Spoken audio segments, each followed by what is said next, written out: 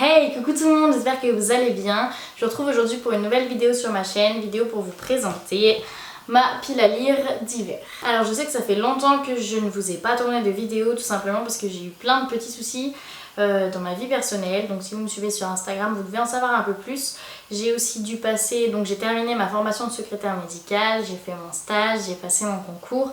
Donc voilà, j'ai déménagé, d'où ce nouveau décor.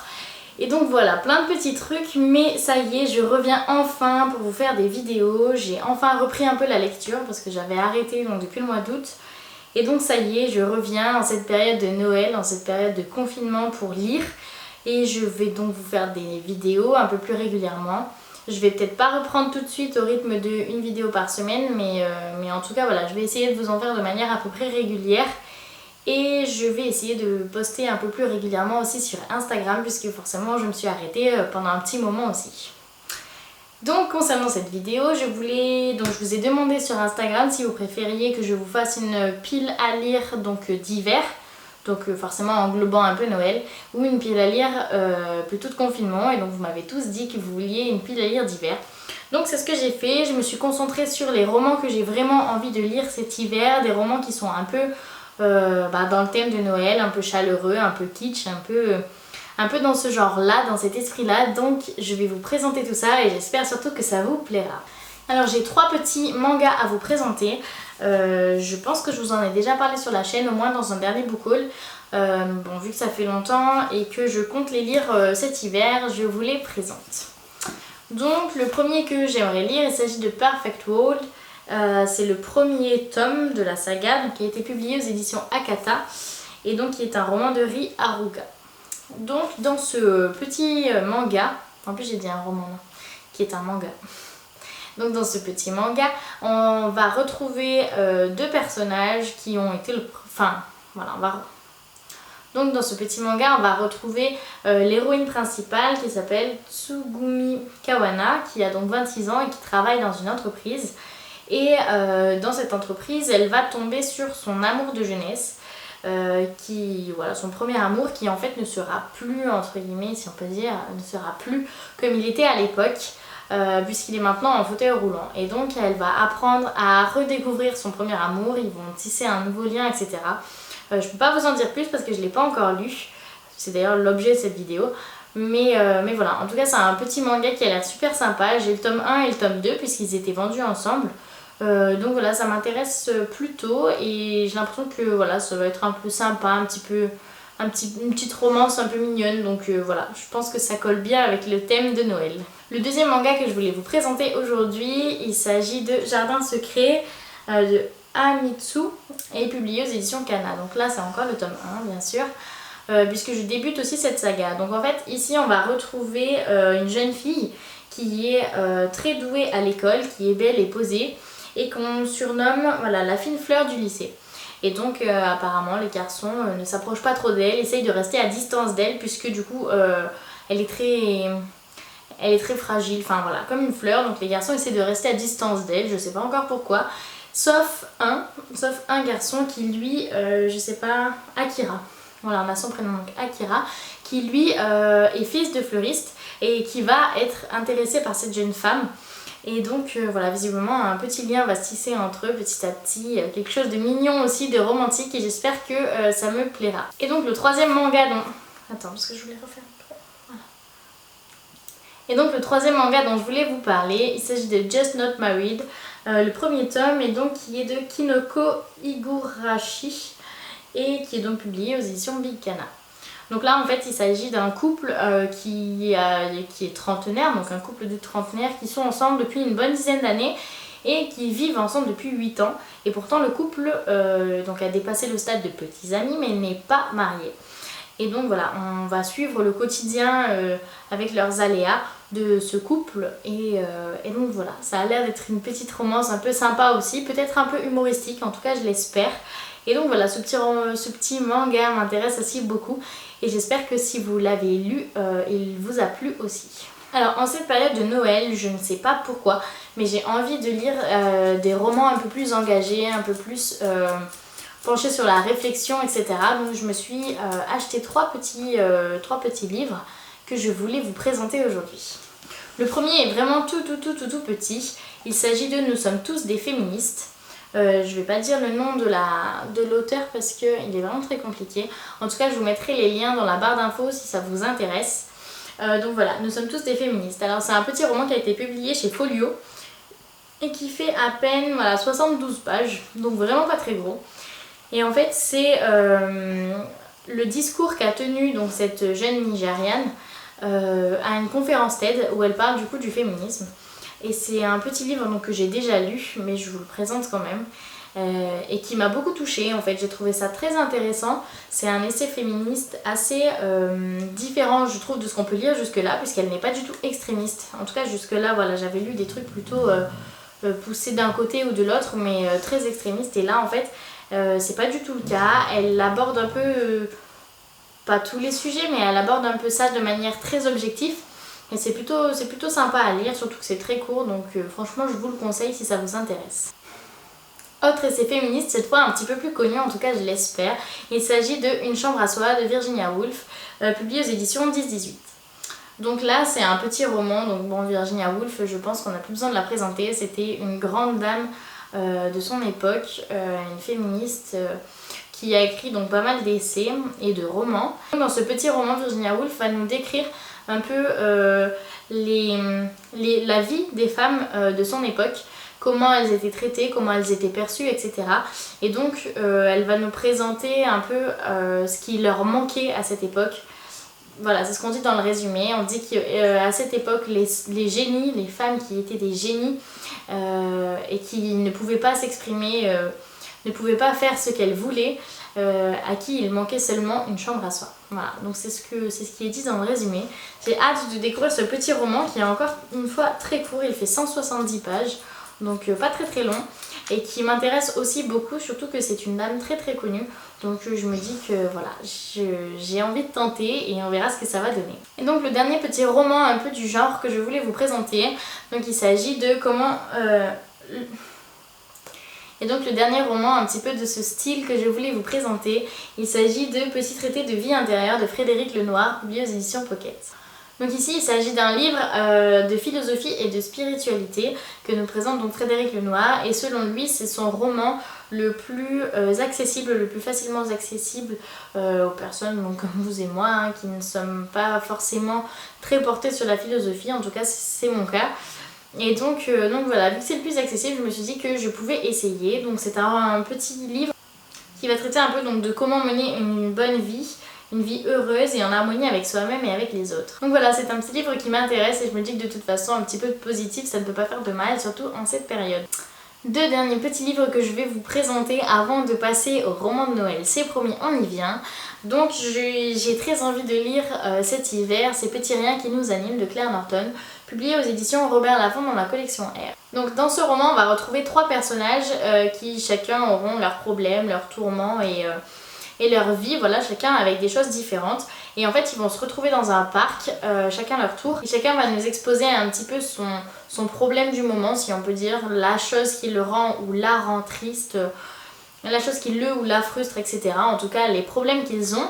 Donc chacun est plongé dans ses propres tourments et ils vont déboucher donc en même temps sur un pont où ils vont voir une jeune fille donc, qui menace de sauter du pont.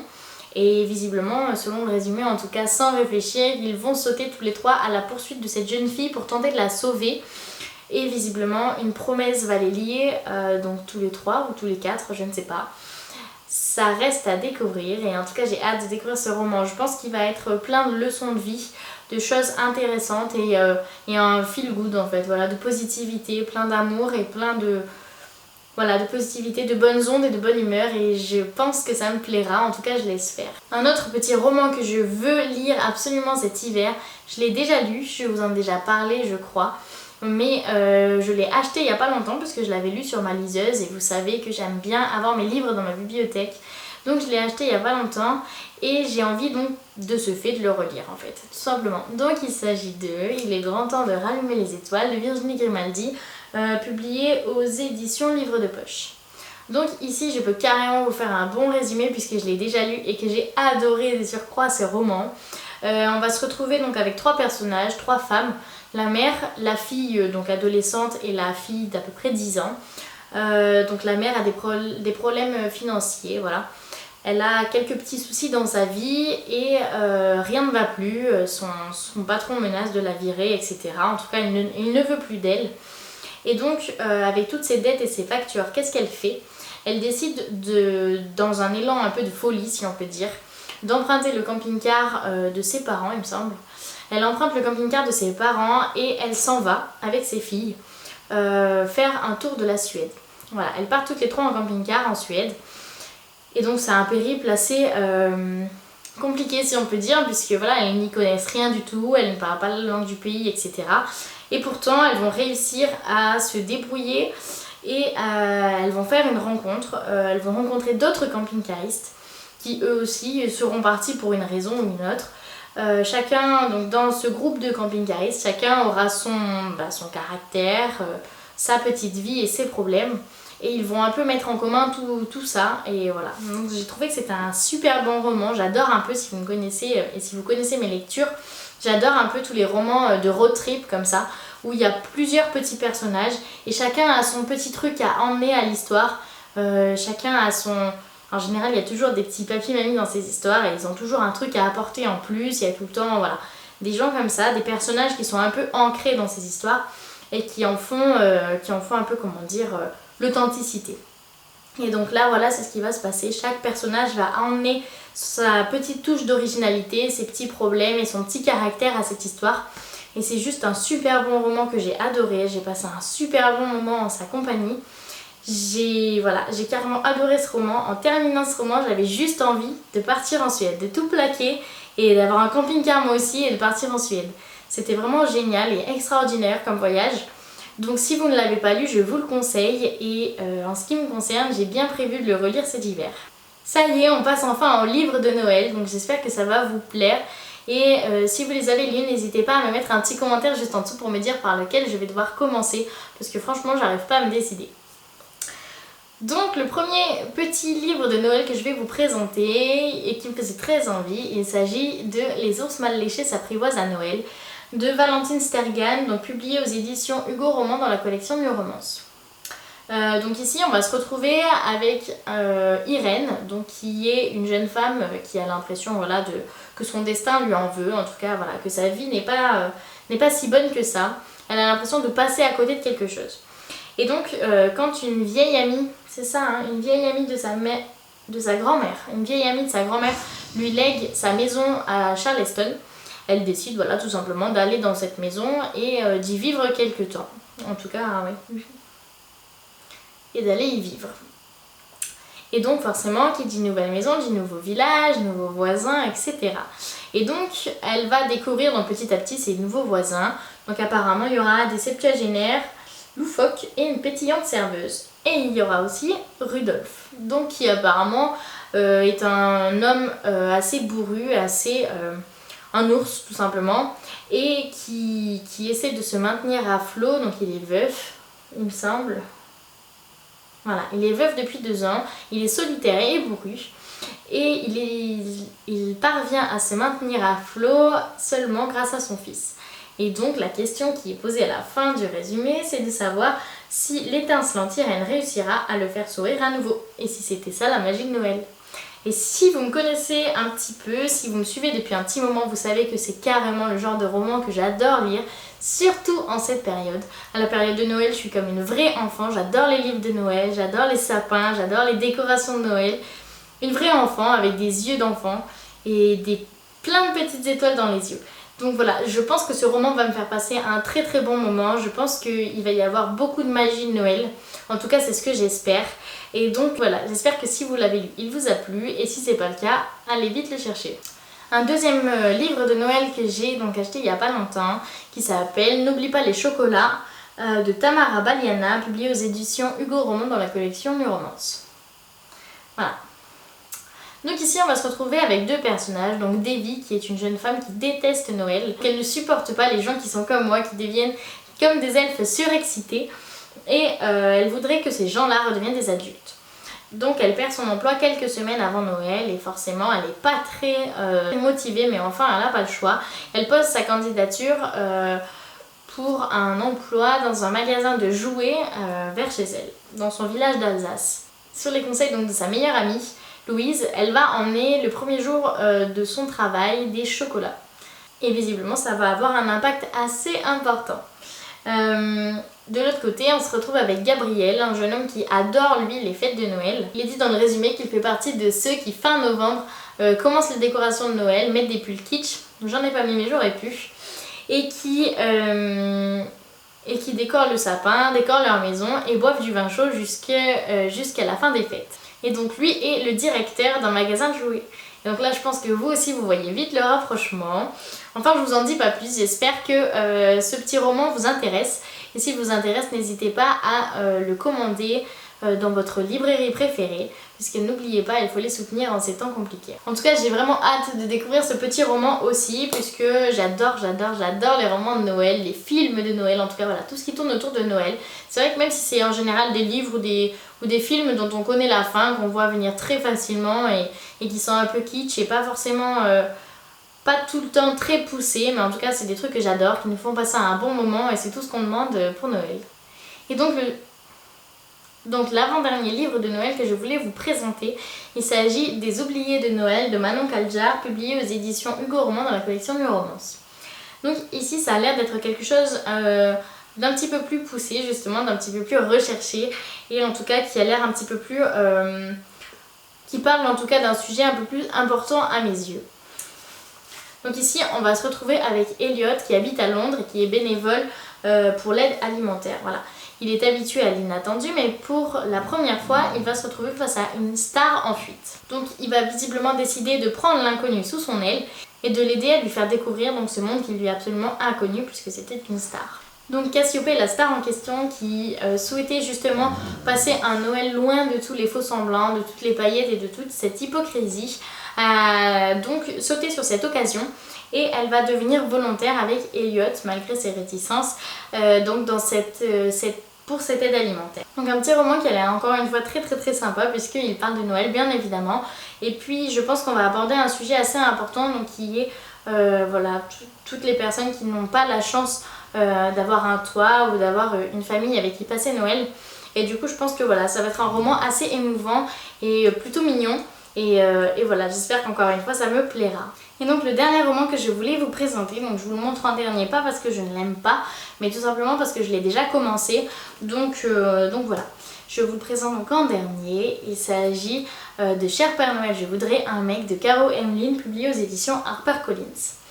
Donc si vous me suivez depuis l'année dernière, vous savez aussi que j'ai déjà lu un livre de Caro Emmeline, donc l'année dernière à la même période, qui s'appelait Je te ferai aimer Noël, publié aussi chez HarperCollins et que j'avais tout juste adoré. Vraiment un fabuleux roman, une romance qui m'avait beaucoup plu puisqu'on se retrouvait avec un personnage, avec une jeune femme donc qui travaillait dans l'événementiel et qui donc allait chez une famille pour leur partager, pour leur faire retrouver l'esprit de Noël. Voilà, donc c'était un super livre que j'avais adoré et je vous le conseille.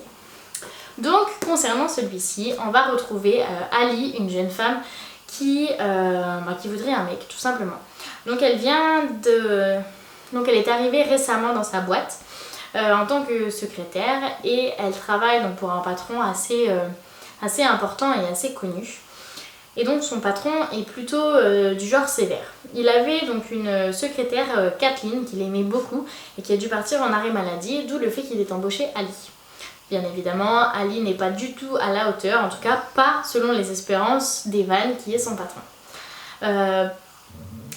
Ali pense depuis le tout début que Evan ne la supporte pas. Elle pense que son patron préférerait qu'elle ne soit pas là et préférerait avoir gardé Kathleen. Mais ce n'est peut-être pas le cas. Sa meilleure amie lui propose d'écrire une liste de Noël, chose qu'elle fait, dans laquelle elle... bon, je ne vous en dis pas plus, chose qu'elle fait, et elle l'envoie au mauvais destinataire. Forcément, sinon c'est pas rigolo. Elle l'envoie au mauvais destinataire et à qui l'a-t-elle envoyé? À son patron. C'est d'autant plus gênant qu'elle a marqué donc des choses le concernant et qu'elle a surtout écrit qu'elle voulait pour Noël un mec. Donc c'est carrément gênant comme situation. Et elle va tout faire donc, pour essayer de supprimer cette liste, à espérer qu'il ne la trouve pas. Je vous laisse découvrir ce roman avant de vous en dire plus et de vous spoiler. Je vous laisse donc découvrir ce roman qui me plaît beaucoup. J'en suis déjà voilà, à 197 pages, donc il me reste une centaine de pages. En tout cas, il me plaît beaucoup. Et je pense le terminer bientôt, donc je pense vous faire un post le concernant très prochainement. Et voilà, c'est tout pour cette vidéo, j'espère que ça vous aura plu, j'espère que ça vous aura donné des idées de romans pour Noël, que ça vous aura donné des envies, que ça vous fera voyager dans un nouvel univers. Si vous aussi vous aimez les romans de Noël et que vous en avez à me partager, que vous avez envie de me proposer des titres que vous avez aimés ou pas d'ailleurs. Si vous avez envie de m'en parler tout simplement, n'hésitez pas à me mettre un commentaire dans la barre juste en dessous et à me laisser un petit message pour me dire donc ce que vous pensez de cette vidéo, ce que vous pensez des romans que je vous ai présentés ou si vous-même vous avez des romans à me conseiller, je les récupérerai avec plaisir. Sur ce, je vous souhaite une bonne journée et je vous dis à bientôt pour une prochaine vidéo. Bye bye!